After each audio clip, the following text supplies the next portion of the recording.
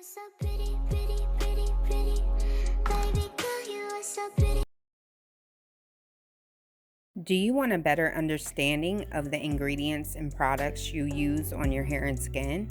Or maybe you just want to learn how to safely process hair and skin loving ingredients at home. No problem, Rich and Rooted's got you. This is the first episode in a new series for new formulators and those that are just interested in learning more about particular ingredients in their hair and skincare products. Today's cosmetic ingredient highlight will be aloe vera, aka Aloe barbadensis. Watch me process aloe vera leaves for my hair and skin line at richandrooted.com while we highlight this amazing cosmetic ingredient. First, let's get into what aloe is and why you should incorporate hair and skin products that contain it into your beauty products and personal care routine. Aloe vera is a plant and a part of the plant family named succulents. Its inky name is Aloe barbadensis, but that just depends on the species of aloe you have, although today we'll be processing Aloe barbadensis leaves. There are over 500 types of aloe in the aloe genus. Its chemical name is Aloe barbadensis Miller, but for labeling purposes, Aloe barbadensis will suffice. Aloe vera acts as a film-forming humectant and occlusive in your skin and hair care products. This is great for us. Our hair and skin love humectants. Humectants are hydrophilic, meaning water-loving, so water-soluble by definition solutions or substances that attract more water whenever they're present.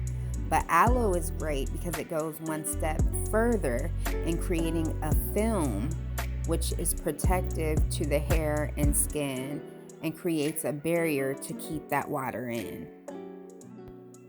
Aloe vera would also be categorized as an occlusive because of that film-forming protective barrier that it creates when it's present. We've talked about how aloe vera is a humectant, a film-forming humectant, and an occlusive. Now let's talk about its protein components. Aloe vera contains 20 of the 22 amino acids required for the body to function properly, and 7 of the 8 essential acids. Glycoproteins are also predominant in aloe vera and speed up the healing of your skin and on your scalp. Now let's talk about the vitamins and minerals contained in aloe vera. Aloe vera also contains a large amount of vitamins A, C, and E, which are all antioxidants known for their ability to neutralize free radicals and turn around the damage due to oxygen on our skin and in our hair. If you ever see the videos of the Asian ladies doing facials with aloe vera, what they're doing is harnessing the power of the saponins in the aloe vera, which is a soapy-like substance. When you see me using this emulsifying blender, a stick blender also known as, to emulsify my aloe vera, that's what you see bubbling up are the saponins, and they offer cleansing and antiseptic properties. Also, aloe vera contains a large amount of polysaccharides, which help with skin cell repair and renewal of the skin cell.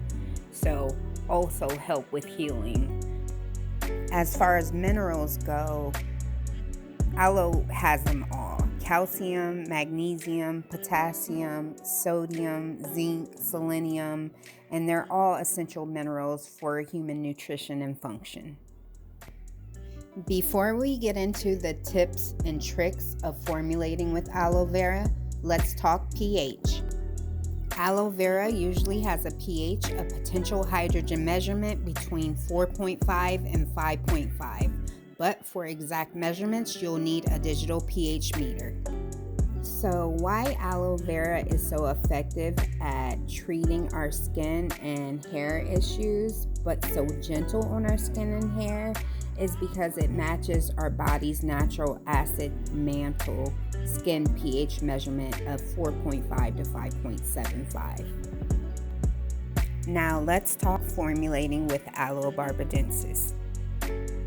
Aloe vera gel is a real flexible ingredient to formulate with. You can use it in its own product as just aloe vera gel and couple that with citric acid, at 0.01%, and keep it in the fridge for a couple months if you're using it for personal use.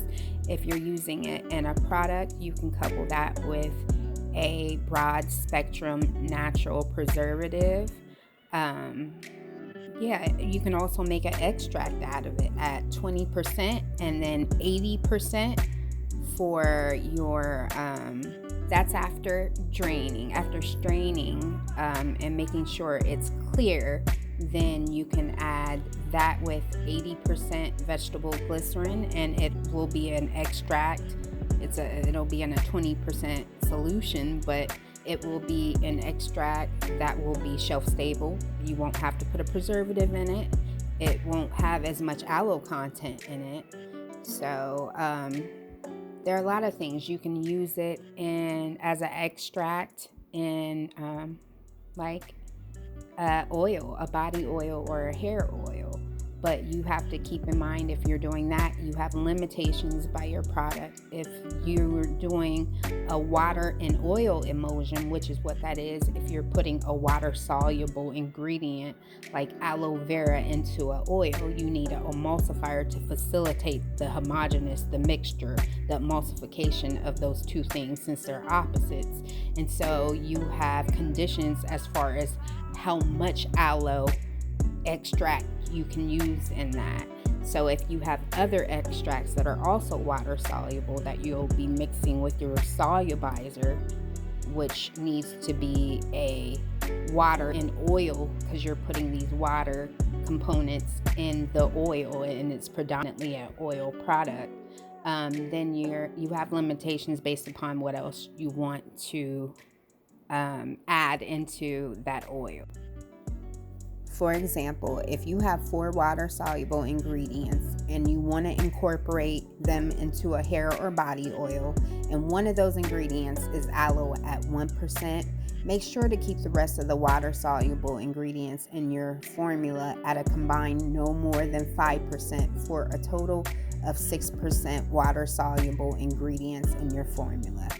Then you'd mix those with the water and oil emulsifier that you choose at the amount that it tells you to, because it really is going to depend on what water and oil emulsifier you choose before incorporating that mixture into the rest of the oils in your formula.